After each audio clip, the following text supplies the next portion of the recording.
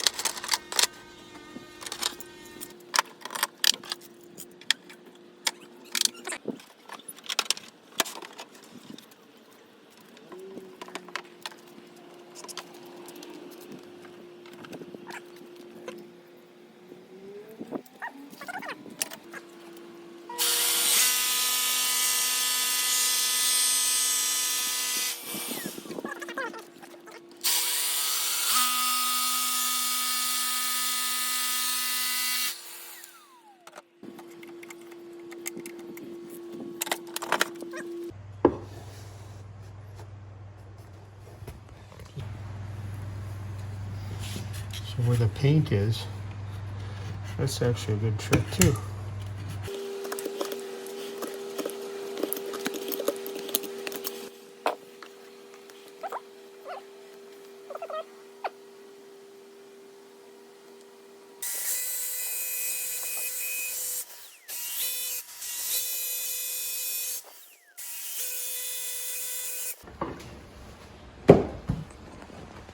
There.